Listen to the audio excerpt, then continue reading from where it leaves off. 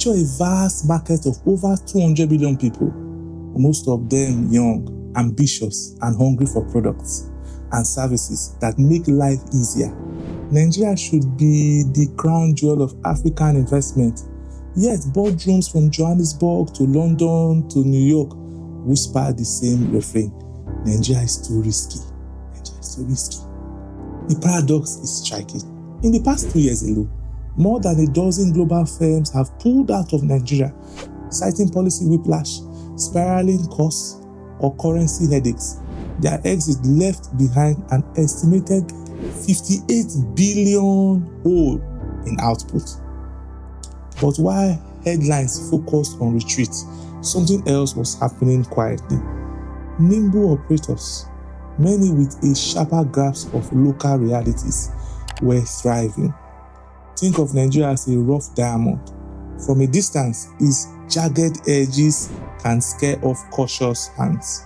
But for those willing to cut, polish, and adapt their tools, the brilliance beneath it is undeniable. The question for leaders like you is not whether the market holds potential. It does, I tell you it does, but whether your business is prepared to adapt its model to unlock it. The structural reality check. Know the terrain. Know the landscape. Every investor's first instinct is to ask, where is the demand?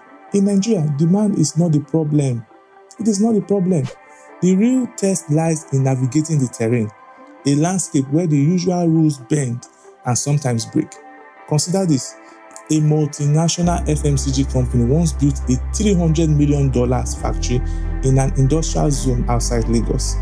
State-of-the-art equipment, global best practices, everything by the book. Yet, within 4 years, the plant shut down. It shut its doors down. Why?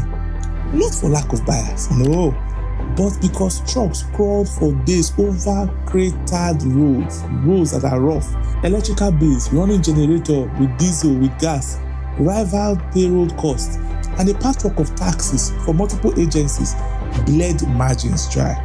What looked like a production hub on the map turned into a profit sinkhole in practice.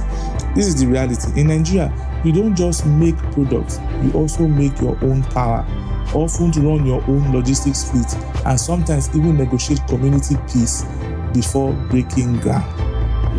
It's as if you are playing the same game of business, but with a different playbook, a different rule book, one that punishes the unprepared and rewards those who build resilience into their model from day one. For leaders evaluating Nigeria, the first question isn't how big is the market, but how much of the terrain are you willing to own? Are you ready to budget for diesel generators as if they were core machinery? Can your team stomach port delays where containers sit for weeks, incurring demurrage? Do you have a tax strategy that navigates 50 plus overlapping levies without crippling margins? Those who see these obstacles as unsurmountable walk away, but those who treat them as inefficiencies to be converted into competitive moats by building power plants, by controlling logistics, by embedding compliance discipline, often discover that once the hurdles is cleared, the field is less crowded and the rewards more enduring.